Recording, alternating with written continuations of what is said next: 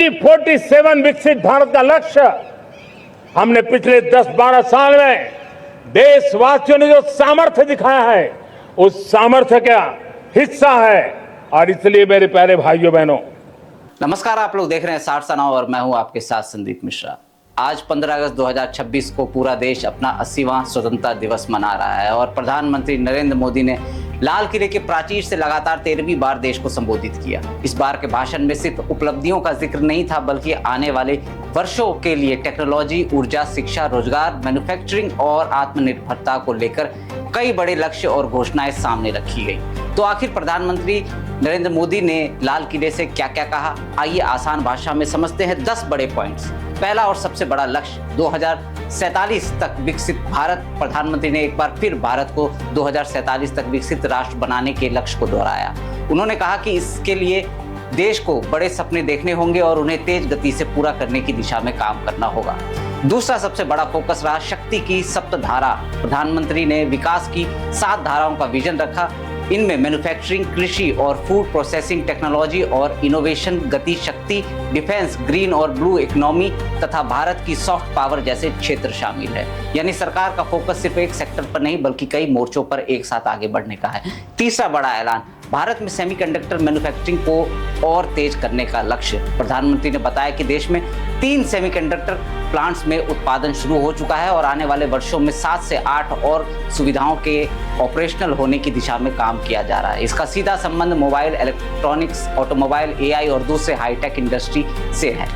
चौथा बड़ा focus AI और युवाओं पर। प्रधानमंत्री ने कहा कि आने वाले समय में 1 करोड़ युवाओं को एआई की ट्रेनिंग देने का लक्ष्य रखा गया है। यहाँ एक बात जरूरी है, भारत सरकार पहले से युवा एआई फॉर ऑल जैसी मुफ्त एआई लर्निंग इनिशिएटिव चला रही है, जिसका लक्ष्य 1 करोड़ नागरिकों को फाउंडेशनल एआई स्किल देना है। इसलिए इसे पूरी तरह नई योजना बताने के बजाय 15 अगस्त के भाषण में युवाओं के लिए एआई स्किलिंग पर दिए गए नए जोर के रूप में समझना ज्यादा सही होगा।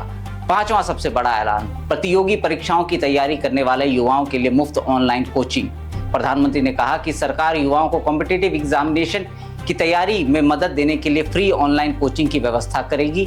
इसका उद्देश्य महंगे कोचिंग खर्च का बोझ कम करना और ज्यादा युवाओं को तैयारी का अवसर देना बताया गया। हालांकि इसके इम्प्लीमेंटेशन की विस्तृत गाइडलाइन, पात्रता और शुरुआत की तारीख को लेकर आधिकारिक विवरण आने का इंतजार है। छठा बड़ा लक्ष्य 2047 तक 100 गीगावाट न्यूक्लियर पावर कैपेसिटी। प्रधानमंत्री ने एनर्जी सिक्योरिटी को आने वाले समय की बड़ी जरूरत बताया। उन्होंने 2047 तक भारत की न्यूक्लियर पावर कैपेसिटी को 100 GW तक ले जाने का लक्ष्य बताया और इस दशक में 5 नए न्यूक्लियर रिएक्टर्स शुरू करने की दिशा में काम की बात कही। यह लक्ष्य इसलिए भी महत्वपूर्ण है क्योंकि एआई, डाटा सेंटर्स और सेमीकंडक्टर मैन्युफैक्चरिंग जैसी इंडस्ट्रीज के बढ़ने के साथ बिजली की मांग भी बढ़ने वाली है। 7वां बड़ा फोकस, तेल और गैस के मामले में आत्मनिर्भरता। प्रधानमंत्री ने एनर्जी सिक्योरिटी पर जोर देते हुए डोमेस्टिक एक्सप्लोरेशन बढ़ाने की बात कही। उन्होंने कहा कि जिन क्षेत्रों को पहले एक्सप्लोरेशन के लिए प्रतिबंधित या नो गो माना जाता था, उनमें भी संभावनाएं तलाशने की दिशा में कदम उठाए गए हैं। साथ ही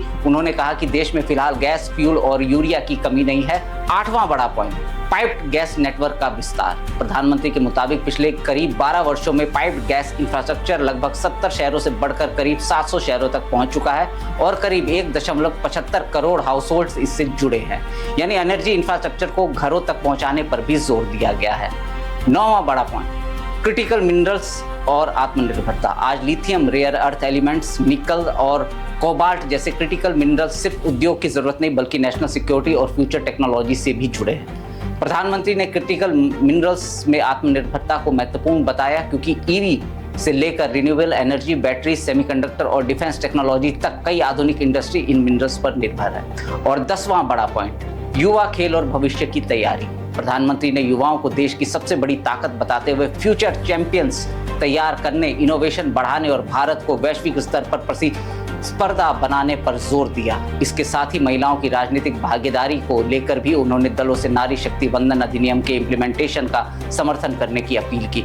यानी इस बार का भाषण केवल घोषणाओं की सूची नहीं था, इसमें एक बड़ा रोड मैप दिखाया गया। एआई में युवा, चिप में आत्मनिर्भर भारत, ऊर्जा में सिक्योरिटी, न्यूक्लियर पावर में एक्सपेंशन, क्रिटिकल मिनरल में सेल्फ रिलायंस, मैन्युफैक्चरिंग में ग्लोबल कॉम्पिटिटिवनेस और 2047 तक विकसित भारत का लक्ष्य। 2047 विकसित भारत का लक्ष्य हमने पिछले 10-12 साल में देशवासियों ने जो सामर्थ्य दिखाया है उस सामर्थ्य का हिस्सा है।